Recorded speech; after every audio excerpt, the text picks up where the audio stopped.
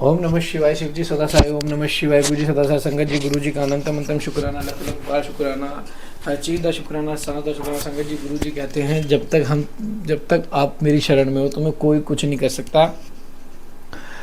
लाख तुम्हारी कोई बुराई करने की कोशिश कर ले, लाख करोड़ों बार को अगर तुमको वो छू भी नहीं सकता, क्योंकि तुम्हारे घर के बाहर तुम्हारे चारों तरफ मैंने अपना पहरा बिठा रखा है। अपना पहरा ऐसा मजबूत पहरा बिठा रखा है जिसको कोई नहीं तोड़ सकता, क्योंकि वो एक विश्वास का पहरा जो गुरुजी के ऊपर एक संगत करती है कि मेरे गुरु मुझे बचाएंगे, मेरे गुरु मुझे वो चीज़ देंगे जो किसी ने नहीं दिया, मेरे गुरुजी मुझे हमेशा हमेशा के लिए अपनी शरण में रखेंगे, मेरे गुरुजी हमेशा हमेशा मुझे अपना बना के रखेंगे। संगत जी गुरुजी आपको सेवा दे रहे घर बैठे की पाठ को सुनने की, तो कृपा करके पूरा पाठ सुने। चैनल को सब्सक्राइब कर ले, बेल आइकन को प्रेस करें ताकि न्यू लेटेस्ट सत्संग और पाठ की जानकारी आपको सबसे पहले मिले। जय गुरु जी। शुक्राना। डेली शाम को 5 बजे शिव पुराण का पाठ लाइव होता है। काफ़ी संगत मुझे टाइम पूछती है। डेली शाम को 5 बजे शिव पुराण का पाठ पिछले 1.5 साल से लाइव हो रहा है। गुरुजी की कृपा है, बहुत होने जा रही है। संगत जी 2 साल हो जाएंगे अक्टूबर में रेगुलर शिव पुराण को सुनते हुए और शिव पुराण की हमें सेवा करते हुए। गुरुजी की कृपा यूं ही बनी रहे, आप सबका साथ बना रहे। जय गुरु जी। शुक्राना गुरु जी। जय गुरु जी। वाराह कल्प में होने वाले शिव जी के प्रथम अवतार से लेकर नवम ऋषभ अवतार का वर्णन। नंदीश्वर कहते हैं कि सर्वज्ञ सनत कुमार जी एक बार रुद्र ने हर्षित होकर ब्रह्मा जी से शंकर जी के चरित्र का प्रेम पूर्वक वर्णन किया था। वह चरित्र सदा परम सुखदायक है, उसे तुम श्रवण करो। यह चरित्र इस प्रकार है। शिव जी ने कहा था कि ब्रह्मण वाराह कल्प के 7वें मनंत्र में संपूर्ण लोकों को प्रकाशित करने वाले भगवान कल्पेश्वर जो तुम्हारे प्रपोत्र हैं, वैश्वत मनु के पुत्र हैं, तब उस मनवंतर की चतुर्युगियों के किसी द्वापर युग में लोकों पर अनुग्रह करने तथा ब्राह्मणों का हित करने के लिए प्रकट होऊंगा। ब्राह्मण युग प्रवृत्ति के अनुसार उस प्रथम चतुर्युगी के प्रथम द्वापर युग में जब प्रभु स्वयं ही व्यास होंगे, तब मैं उस कलियुग के अंत में ब्राह्मणों के हितार्थ शिवा सहित श्वेत नामक महामुनि प्रकट होऊंगा। उस समय हिमालय के रमणीय शिखर छांगल नामक पर्वत श्रेष्ठ पर मेरे शिखाधारी 4 शिष्य उत्पन्न होंगे। उनके नाम होंगे श्वेत, श्वेत सिख, श्वेत तास्वर और श्वेत लोहित। वे चारों ध्यान योग के आश्रय से मेरे नगर में जाएंगे। वहाँ में मुझ अविनाशी को तत्व जानकर मेरे भगत हो जाएंगे तथा जन्म जरा और मृत्यु से रहित होकर परब्रह्म की समाधि में लीन रहेंगे। वत्स पितामह उस समय मनुष्य ध्यान के अतिरिक्त दान धर्म आदि कर्म हेतु के साधनों द्वारा मेरे दर्शन नहीं पा सकेंगे। दूसरे द्वापर में प्रजापति सत्यव्यास होंगे। उस समय मैं कलयुग में सुतार नाम से उत्पन्न होऊंगा। वहाँ भी मेरे दुदुभिंदी सत्स्वरूप ऋषिका तथा केतुमान नामक 4 वेदवादी द्विविध शिष्य होंगे। ये चारों ध्यान योग के बल से मेरे नगर को जाएंगे और मुझ अविनाशी को तत्व जानकर मुक्त हो जाएंगे। तीसरे द्वापर में जब भार्गव नामक व्यास होंगे, तब मैं भी नगर के निकट ही दमन नाम से प्रकट होऊंगा। उस समय भी मेरे विशोक विशेष विपाप और पापनाशन नामक 4 पुत्र होंगे। चतुरानन इस अवतार में मैं शिष्यों को साथ ले व्यास की सहायता करूंगा और उसे कलयुग में निवर्ती मार्ग को सुदृढ़ बनाऊंगा। चौथे द्वापर में जब अंगीरा व्यास कहे जाएंगे, उस समय मैं सुहोत्तर नाम से अवतार लूंगा। उस समय भी मेरे 4 योग शासक महात्मा पुत्र होंगे। ब्राह्मण उनके नाम होंगे सुमुख, दुर्मुख, दुर्दम और दुर्तिक्रम। इस अवसर पर भी उन शिष्यों के साथ में व्यास की सहायता में लगा रहूंगा। 5वें द्वापर में सविता व्यास नाम से कहे जाएंगे। तब मैं कंक नामक महातपस्वी योगी होऊंगा। ब्राह्मण वहाँ भी मेरे 4 योग साधक महात्मा पुत्र होंगे। उनके नाम बतलाता हूँ, सुनो। सनक, सनातन, प्रभावशाली, सनंदन और सर्वव्यापक, निर्मल तथा अहंकार रहित सनंत कुमार। उस समय भी कंक नामधारी में सविता नामक व्यास का सहायक बनूंगा और निवर्ती मार्ग को बढ़ाऊंगा। पुनः 6ठे द्वापर के प्रवृत्त होने पर जब मैं तो लोक कारक व्यास होंगे और वेदों का विभाजन करेंगे, उस समय मैं भी व्यास की सहायता करने के लिए लोकाक्षी नाम से प्रकट होऊंगा और निवर्ती पथ की उन्नति करूंगा। वहाँ भी मेरे 4 दृढ़वर्ती शिष्य होंगे। उनके नाम होंगे सुदामा, वीरजा, संजय तथा विजय। विजय 7वें द्वापर के आरंभ में जब सतकर्तु नामक व्यास होंगे, उस समय भी मैं योग मार्ग में परम निपुण जगीश्वर नाम से प्रकट होऊंगा और काशीपुरी में गुफा के अंदर दिव्य देश में कुशासन पर बैठकर योग को सुदृढ़ बनाऊंगा तथा सतकर्तु नामक व्यास की सहायता और संसार भय से भक्तों का उद्धार करूंगा। उस युग में मेरे सारस्वत योगी से मेघवाह और सुवाहन नामक 4 पुत्र होंगे। 8वें द्वापर के आने पर मुनीश्वर वशिष्ठ वेद का विभाजन करने वाले वेद व्यास होंगे। योग वित्तम उस युग में भी मैं दधिवाहन नाम से अवतार लूंगा और व्यास की सहायता करूंगा। उस समय कपिल, आसुरी, पंचशिख और साल्वल नाम वाले मेरे 4 योगी पुत्र उत्पन्न होंगे जो मेरे ही समान होंगे। ब्रह्मण्य विधि चतुर्युगी के द्वापर युग में मुनि श्रेष्ठ सारस्वत व्यास नाम से प्रसिद्ध होंगे। उन व्यास के निवर्ती मार्ग की वृद्धि के लिए ध्यान करने पर भी मैं ऋषभ नाम से अवतार लूंगा। उस समय पराशर, गर्ग, भार्गवता, गिरीश नाम के 4 महायोगी मेरे शिष्य होंगे। प्रजापति उनके सहयोग से मैं योग मार्ग को सुदृढ़ बनाऊंगा। सन मुनि, इस प्रकार मैं व्यास का सहायक बनूंगा। ब्रह्मन, उसी रूप से मैं बहुत से दुखी भक्तों पर दया करके उनका बहुसागर से उद्धार करूंगा। मेरा ये वह ऋषभ नामक अवतार योग मार्ग का प्रवर्तक सारस्वत व्यास के मन को संतोष देने वाला और नाना प्रकार से रक्षा करने वाला होगा। इस अवतार में मैं भद्रायु नामक राजकुमार को, जो विष दोष से मर जाने के कारण पिता द्वारा त्याग दिया जाएगा, जीवन प्रदान करूंगा। तदंतर उसे राजपुत्र की आयु के 16वें वर्ष में ऋषभ ऋषि, जो मेरे ही अंश उनके घर पधारेंगे। प्रजापति उस राजकुमार द्वारा पूजित होने पर वे सद्रूपधारी कृपालु मुनि उसे राजधर्म का उपदेश देंगे। तत्पश्चात वे दीन वत्सल मुनि हर्षित चित्त से उसे दिव्य कवच, शंख और संपूर्ण शत्रुओं का विनाश करने वाला एक चमकीला खड्ग प्रदान करेंगे। फिर कृपा पूर्वक उसके शरीर पर बसम लगाकर उसे 12,000 हाथियों का बल भी देंगे। यो माता सहित भद्रायु को बलि भांति आश्वासन देकर उन दोनों द्वारा पूजित हो प्रभावशाली ऋषभ मुनि स्वेच्छानुसार चले जाएंगे। ब्रह्मन तब राज ऋषि भद्रायु भी रिपु गुणों को जीतकर और कीर्ति मालिन्य के साथ विवाह करके धर्मपूर्वक राज्य करेंगे। मुनि, जब मुझ शंकर का वह ऋषभ नामक नवा अवतार ऐसा प्रभाव वाला होगा, तब सत्पुरुषों की गतिता दिनों के लिए बंधु साहित्यकारी होगा। मैंने उसका वर्णन तुम्हें सुना दिया है। यह ऋषभ चरित्र परम पावन, महान तथा सर्व यश और आयु को देने वाला है, अतः इसे प्रयत्नपूर्वक सुनना चाहिए। शिवजी द्वारा 10वें से लेकर 28वें योगेश्वर अवतारों का वर्णन। शिवजी कहते हैं कि ब्रह्मण 10वें द्वापर में त्रिधामा नाम के मुनि व्यास होंगे। वे हिमालय के रमणीय शिखर पूर्वोत्तर भृंगोत्री पर्व निवास करेंगे। यहाँ भी मेरे श्रुति विदित 4 पुत्र होंगे। उनके नाम होंगे भृगु, बलबंधु, नरामित्र और तपोधन।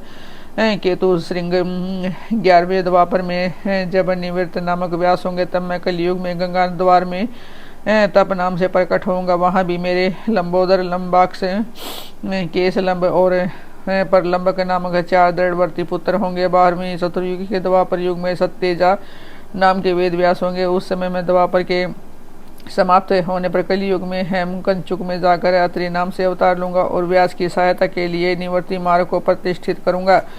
मामू ने वहाँ भी मेरे सर्वज्ञ, संबुद्धि, साध्य और सर्व नामक 4 उत्तम योगी पुत्र होंगे। 13वें द्वापर युग में जब धर्म स्वरूप नारायण व्यास होंगे, तब मैं पर्वत श्रेष्ठ गंधमान मादन पर वालखिल्या आश्रम में महामुनि बलि नाम से उत्पन्न होगा। वहाँ भी मेरे सुदामा, काश्यप, वशिष्ठ और बिरजा नामक 4 सुंदर पुत्र होंगे। 14वीं चतुर्युगी के द्वापर युग में जब रक्ष नामक व्यास होंगे, उस समय मैं अंगिरा के वश में गौतम नाम से उत्पन्न होगा। उसे कलयुग में भी अत्रि, वसद, श्रवण और संविष्ट मेरे पुत्र होंगे। 15वें द्वापर में जब त्रयारुणी व्यास होंगे, उस समय मैं हिमालय के पृष्ठभाग में स्थित वेदशीर नामक पर्वत पर सरस्वती के उत्तर तट का आश्रय ले वेदशीरा नाम से अवतार ग्रहण करूंगा। उस समय महापराक्रमी वेदशीर ही मेरा अस्त्र होगा। वहाँ भी मेरे 4 दृढ़ पराक्रमी पुत्र होंगे।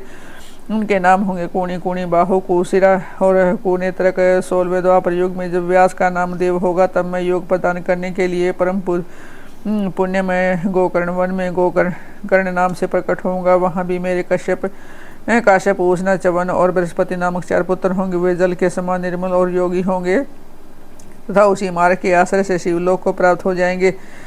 17वीं चतुर्युगी के द्वापर युग में देव के जय व्यास होंगे। उस समय में हिमालय के अत्यंत ऊंचे एवं रमणीय शिखर महालय पर्वत पर गुहेवासी नाम से अवतार धारण करूंगा, क्योंकि हिमालय शिव क्षेत्र कहलाता है। वहीं उत्थय, वामदेव, महायोग और महाबल नाम के मेरे पुत्र भी होंगे। 18वीं चतुर्युगी के द्वापर युग में जब ऋतंजय व्यास होंगे, तब मैं हिमालय के उस सुंदर शिखर पर, जिसका नाम शिखंडी पर्वत है, जहाँ महान पुण्यमय सिद्ध क्षेत्र तथा सिद्धों द्वारा सेवित शिखंडी वन भी है, शिखंडी नाम से उत्पन्न होऊंगा। और वहाँ भी वात्सर्वा, रुचिक, सयावश्य और यतीश्वर नामक मेरे 4 तपस्वी पुत्र होंगे। 19वें द्वापर में महामुनि भारद्वाज व्यास होंगे। उस समय भी मैं हिमालय के शिखर पर माली नाम से उत्पन्न होऊंगा और मेरे सिर पर लंबी लंबी जटाएं होंगी। वहाँ भी मेरे सागर सागर के से गंभीर स्वभाव वाले हिरण्य नामक कौशल्या लोकाक्षी और परिधमी नामक पुत्र होंगे। 20वीं चतुर्युगी के द्वापर में होने वाला व्यास का नाम गौतम होगा। जब मैं हिमालय के पृष्ठभाग में स्थित है पर्वत श्रेष्ठ अट्टास पर जो सदा देवता मनुष्य यक्ष सिद्ध और चरणों द्वारा अधिष्ठित रहता है अट्टहास नाम से अवतार धारण करूंगा। उस युग के मनुष्य अट्टहास के प्रेमी होंगे। उस समय भी मेरे उत्तम योग संपन्न 4 पुत्र होंगे। उनके नाम होंगे सुमंत, बरबरी, विद्वान, कंदबंध और कोणिंधर। 21वें में द्वापर युग में जब वात्सर्वा नाम के व्यास होंगे तब मैं दारुक नाम से प्रकट होऊंगा, इसलिए उस शुभ स्थान का नाम दारुणवन पड़ जाएगा। वहाँ भी मेरे पलक से दारभा यानी केतु, मान तथा गौतम नाम के 4 परम योगी पुत्र उत्पन्न होंगे। 22वें से चतुर्युगी के द्वापर में जब सुषमायन नामक व्यास होंगे तब मैं भी वाराणसीपुरी में लांगली भीम नामक महामुनि के रूप में अवतरित होऊंगा।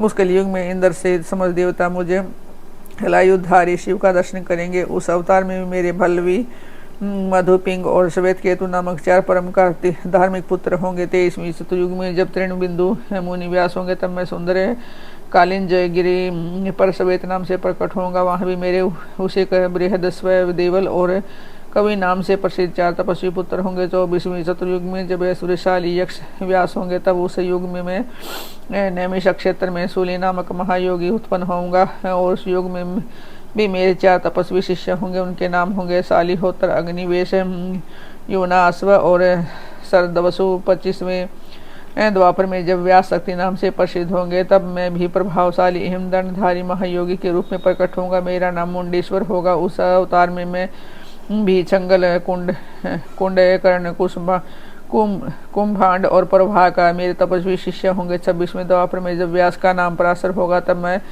बदरवट नामक नगर में सहिष्णु नाम से अवतार लूंगा। उस समय भी उल्लुक, विद्युत, संबुक और आश्वलायन नाम वाले 4 तपस्वी शिष्य होंगे। तो 27वें द्वापर में जब जातुक किरण व्यास होंगे तब मैं भी प्रभास तीर्थ में सोम शर्मा नाम से प्रकट होऊंगा। वहाँ भी अक्षय, पाद, कुमार, उल्लुक और वत्स नाम से प्रसिद्ध मेरे 4 तपस्वी शिष्य होंगे। 28वें द्वापर में जब भगवान श्री हरि पराशर के पुत्र रूप में देवपायन नामक व्यास होंगे तब पुरुषोत्तम श्री कृष्ण अपने 6ठे अंश से वासुदेव के श्रेष्ठ पुत्र के रूप में उत्पन्न होकर वसुदेव कहलाएंगे। उसी समय योग आत्मा में भी लोगों को आश्चर्य में डालने के लिए योग माया के प्रभाव से ब्रह्मचारी का शरीर धारण करके प्रकट होऊंगा। फिर शमशान भूमि में मृतक रूप से पड़े हुए अविच्छिन्न शरीर को देखकर मैं ब्राह्मणों के हित साधन के लिए योग माया के आश्रय से उसमें घुस जाऊंगा और फिर तुम्हारे तथा विष्णु के साथ मेरुगिरी की पुण्यमयी दिव्य गुहा में प्रवेश करूंगा। ब्राह्मण वहाँ मेरा नाम लकुली होगा। इस प्रकार मेरा यह काया अवतार उत्कृष्ट सिद्ध क्षेत्र कहलाएगा और यह जब तक पृथ्वी कायम रहेगी तब तक लोक में परम विख्यात रहेगा।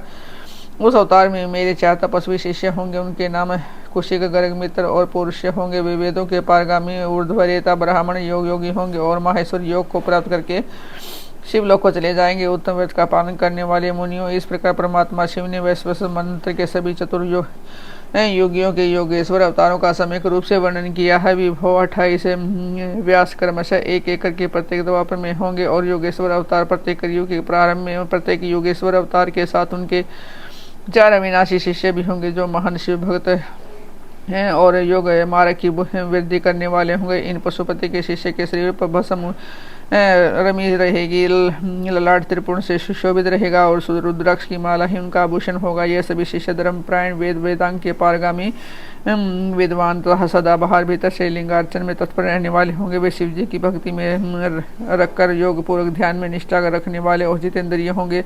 विद्वानों ने इनकी संख्या 112 बतलाई है। इस प्रकार मैंने 28 युगों के कर्म से मनु से लेकर कृष्ण न अवतार पर्यंत सभी अवतारों के लक्षणों का वर्णन कर लिया है। जब श्रुति समूहों का वेदांत के रूप में प्रवेश होगा तब उस कल्प में कृष्ण देव पायन व्यास होंगे जो महेश्वर ने ब्रह्मा जी पर अनुग्रह करके योगेश्वर अवतारों का वर्णन किया और फिर भी ये देवेश्वर उनकी ओर दृष्टिपात करके वहीं अंतर ध्यान हो गए। जय गुरु जी, शुक्राना गुरु जी, संगत जी, गुरु जी का अनंत अनंत शुक्राना, लख लख वार शुक्राना। हर पाठ में ब्लेसिंग्स है।